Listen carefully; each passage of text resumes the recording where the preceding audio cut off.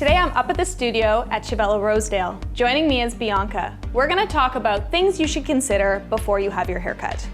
So Bianca, why don't you tell me what you like about your hair? I like the color, and I've always kind of had bangs. They've been a big part of my identity and my sense of style. So yeah, I just love the fringe, and I like to keep it kind of like a medium length, crop it a bit, but. Okay, so what I'm hearing is you feel like your red hair, your fringe gives you a real sense of identity. Absolutely. So how about you tell me what you're currently not liking about your hair? I don't like that it's just kind of lifeless at the end. Like I'm due for a haircut. I did have kind of some shorter pieces at the front that I'm trying to grow out, but you know, maybe if they were blended a bit better or you know, just kind of melting in more with the rest of my hair, I'd prefer it. So Bianca, you mentioned earlier that you like that your hair gives you a certain style. How would you describe your personal style? I would say a big part of my style is mixing the old with the new. I like a lot of modernized vintage pieces. I wear a lot of turtlenecks, a lot of prints, collared shirts, dresses, sometimes I like a little dainty clothes with like more of an edgy piece with it. So I think sometimes having a haircut that's complementary to that is something I usually take into consideration. Like when I cut bangs, like I thought it just perfectly complemented everything that I was wearing. You mentioned that you also love your hair color. Is there any plan in the near future of changing it? No, I love the copper. I'm stuck on copper, I can't help it. Well, it looks great on you. Thank you. The reason why I ask is sometimes when someone does highlights or block color or ombre, I need to know if you're gonna be doing those things because it will change the texture of your hair and I'll have to change my approach to your haircut. So thanks for letting me know.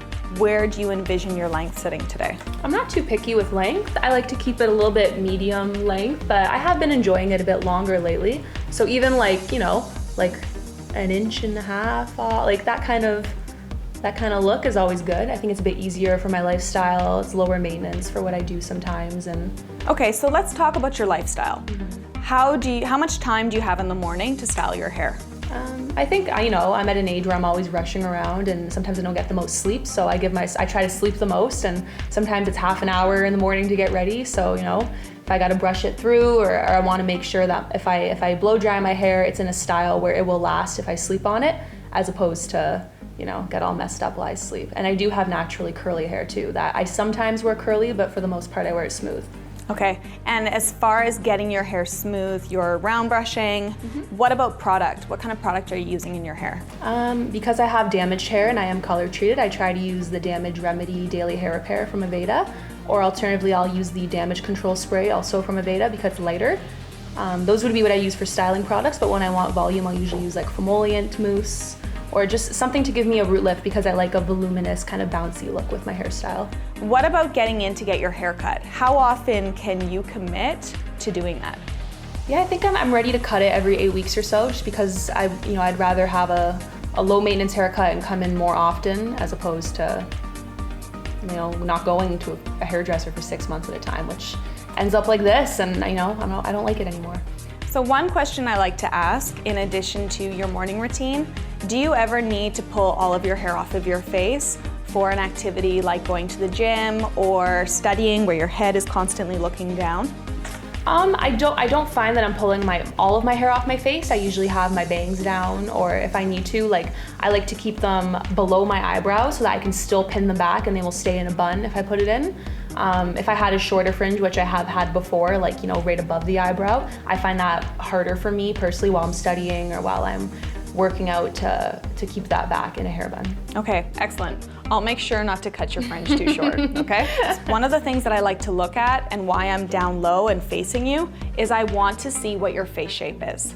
I also like to look really quickly to see where your growth pattern is, because as I've mentioned in earlier videos, it's really important to understand where your direction of hair growth is. It'll help you blow dry it and give you a better understanding of why one side kicks out versus the other. In addition to your face shape, I also like to think of what's your most desirable feature and how do you want to enhance that.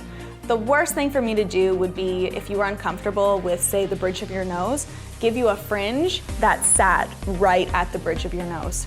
The fringe, what that's gonna do is really enhance that you do have beautiful high cheekbones. I agree that we should grow some of these pieces down so that you can elongate that part of your face. Something else that I like to look at is your height. What a lot of people don't consider is if they're very short, how does their hair cover the body? Because hair really is an accessory that we never take off. As far as today's haircut goes, what I'm hearing you say is you love your fringe, you're okay with taking about an inch off of your length, and then with some of your layer to have them grow out so that you'll just have a little bit of layering towards the bottom. Something else that I'd like to do is just reference a few pictures to make sure what you're saying and I'm hearing, we're on the same page. Absolutely. So let's take a look. So here's a picture on my Instagram that I usually reference. I really love I obviously love her color, but I love her cut. Her fringe is a great length. Her hair is a bit longer than how I ideally would wear mine. Okay. I would crop it a bit more, but that's a hairstyle that I really do like.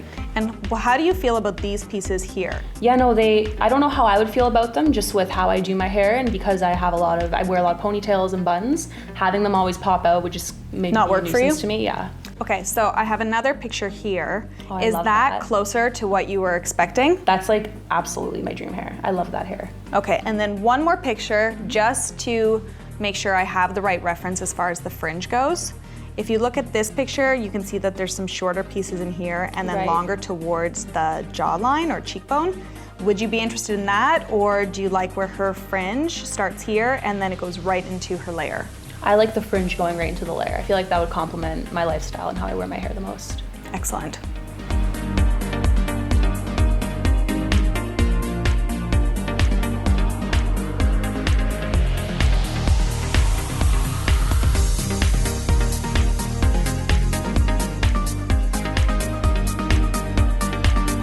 How often you should be getting your hair cut? Short hair, 4 to 6 weeks. Medium hair, 8 to 10 weeks.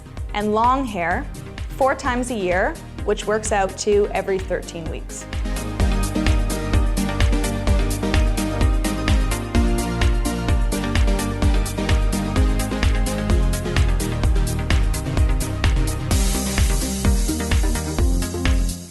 What do you think, Bianca? I love it. This is perfect. It's exactly how I wanted it.